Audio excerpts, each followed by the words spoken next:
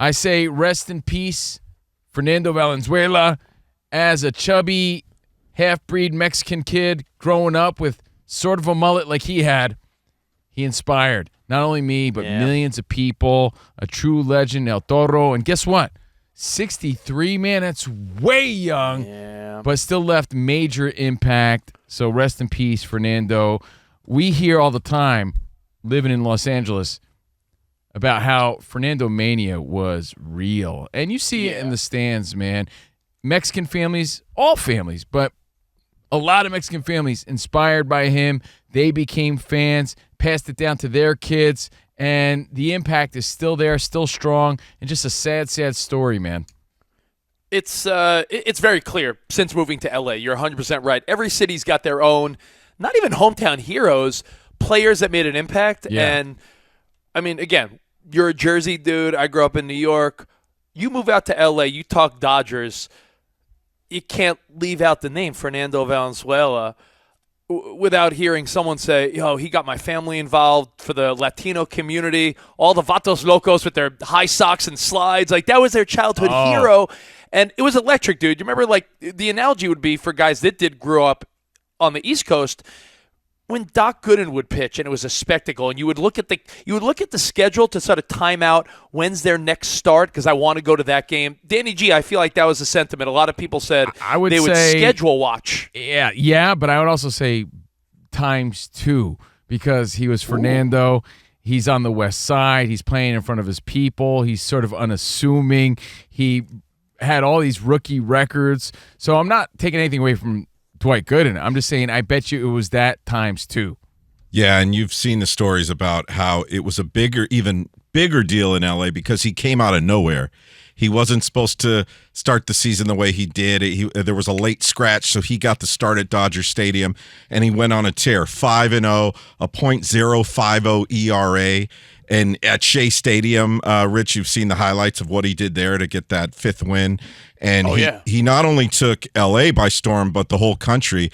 And Fernandomania, man, it was a real thing. I talked about it just last week when we were talking about big sports moments we had in person, when my grandmother loaded me and the other kids up in the station wagon, drove us out to Dodger Stadium for a Sunday day game because Fernando was the pitcher. I was like in preschool, and it was an amazing experience as a little kid. And, dude, these down fools out here on the West Side, Rich, think about it. That's the first time they saw another guy. Hey, that looks like my Theo. That looks like my chubby uncle there on the mound. And if he could do it, man, maybe I could do it. Like, that's the first time you saw someone like that lighten it up in the way he did. And that's why it's really remarkable looking back. And then when you hear the stories about not only a legend on the mound, but in real life and what he did for his community, just a big loss out here in L.A. And just want to make it clear, Rich and I grew up on the East Coast, so we admired him from afar, since we were kids. Don't forget, Rich, he was also a good hitter for a pitcher. Silver Slugger. Yeah, for a pitcher, he was a guy that could swing the bat. And I get the vibe, like, again, not growing up out here as a kid, I get the vibe that it was like Linsanity that lasted more than weeks. I like that because you know why, Danny? Here's why. Not comparing the two careers, but people question, like, was Linsanity real? We were there in New York. We were there walking around New York City, feeling the buzz of the Garden, talking to the people, and we're like, yo, this is wild. So imagine, those 2 weeks of Linsanity times an entire career. I'll take that because it was a real thing that people don't really acknowledge unless they lived it. That's why I said that lasted longer. You're not going to compare the two. One's mammoth and one is not a flash in the pan, but that vibe of Linsanity for like 3 weeks in New York. Imagine insane. That for years with Fernando. Now, while I was ripping off my T-shirt Hulkamania style, Danny G was ripping off his Dodgers T-shirt Fernandomania style. Yeah, he still does that for his wife Brenda. Yeah, on special occasions. One thing all of us did as kids, and sports was a major bond for us and our families. And as kids, we would pretend we were Eric Davis with his batting stance. There were certain pitchers where we would mimic their windup in their throw. And Fernando was one of those guys. He looked straight up to the heavens when he was pitching, and his windup was one of a kind. That was another thing that set him apart. Yeah, kids totally mimicked that. I think everywhere, dude, everywhere, but especially out here in Los Angeles. You know, that brings up a fun little question before we get into Bronny and LeBron and Jason Kelsey falling asleep, and a lot of fun today. You said kids mimic Fernando Valenzuela. Who would you put on that list of, I mean, every city's going to have their guys. Like, if you were a Mets fan, you had the Darryl Strawberry stance, or, you know, maybe the Don Mattingly, or you said the Fernando wind-up. What were the universal ones over the years, Covino? Because I love that bat stance guy that used to go on Letterman once in a while. Dude, the guy, the batting stance guy. Yeah. Is still funny, but he's like old now. He's like old. Yeah. He's old. I don't know how he got so old. I guess, hey, Jay Stu, time's a flying. Because it is. So batting stance guy, he's still funny, and he still does all his lineups. Oh, yeah. He would start doing his Carney Lansford. Oh, I love the his bat Carney shaking up and down. I love it. You know, Carney Lansford is a good one. Julio Franco. Like, there's so many. Craig Juan Counsell. Soto. Craig Counsell. Juan Soto in today's world, for sure. You know, kids love doing that. The Soto sweep, Soto shuffle.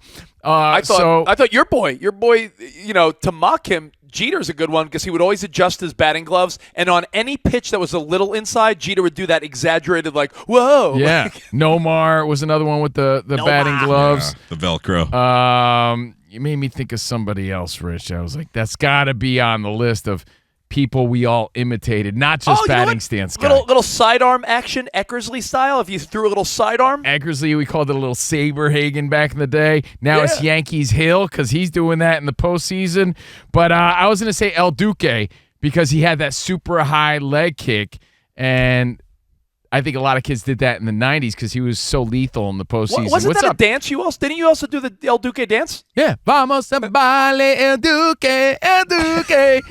What up, DB? The late great Dan Quisenberry was the one who went down low. And That's right. Yeah. He went down low under. Yes. You know why I said Saberhagen too? Because if you played RBI baseball, you know he threw sidearm like that every once in a while. But Quisenberry was like, he was almost softball style. Like, he was absurdly awesome. Yeah, if you played wiffle ball, you had like a Quisenberry delivery in your arsenal. Absolutely. I know I did. That was a good one, Dan. Who else comes to mind in tribute? Because you're right, Danny G. Every kid, especially here in L.A., no question, especially every little Mexican kid in L.A., did the Fernando Valenzuela wind-up. So I think I mentioned before my grandpa was a big Joe Morgan fan, and Joe Morgan did that famous elbow flap. Yeah. Like his back wing was trying to take off. You know, in basketball, obviously, every kid in L.A. and around the country would do the Kobe, or, you know, you would try to mimic like a Jordan fadeaway. With the tongue out, that sort of thing with Jordan. You know what, man? I know this is maybe obscure, but kids I played with, Danny G, I don't know if it stood out to you, but a Hideo Nomo wind-up was also something some of my buddies did because he would look backward. That's right. Bit. Yes. And he had, you know, a lot of the Asian, the Japanese players, the way they swing the bat and the way they even pitch sometimes, it was something that stood out to us as kids. So, Rich, if you remember Hideo Nomo and how he threw, like that was something that a lot of kids mimicked back then. If any others come to mind, you could, you know, give shout-outs, batting stance guy style. You know what? Danny's right. Rest in peace, Fernando Valenzuela. Not only a legend in L.A., but just electric in the 80s if you're a baseball fan. If you were a kid of the 80s like we were, if you're in your 40s, like even more so, because those characters, the Fernandos, the Dwight Goodens, like you said, there were certain guys, the Rocket, Roger Clemens. There were pitchers and batters. These are the guys the Mike Schmitz, you who know. wanted their baseball cards. These were the starting lineups. These were the heroes that we grew up with. He was even more impactful because he opened a lot of doors and a lot of eyes to other Latino players and especially Mexican ones, right? Yeah. And you see that in the stands. You see that in the culture that was created as a result out here in Los Angeles. You heard about it growing up, but when you see it, you know it's real. Yeah. So, Cool. and the other thing, man, 63, Rich, Too that's young. way young. Like, Yeah. I don't know, 63 nowadays is like 53. It's a difference. It's not our parents' 63. It's a different 63. Yeah. Like Dan Byer announced Luis Tiant passed away earlier this month, legendary pitcher. He was 83. And I was like, yeah, that's 83. He lived a good life. 63? That sucks. And you know I want to acknowledge, too. I mean, we're here on Fox Sports Radio. Fernando also did it in the booth, man. He was a really well-respected broadcaster. So props to him. Yeah, you move around quite a bit if you do. You go to a city and you hear names that you might not have realized were as impactful. Like, I don't know, it could be a country artist, a rock star, a local broadcaster.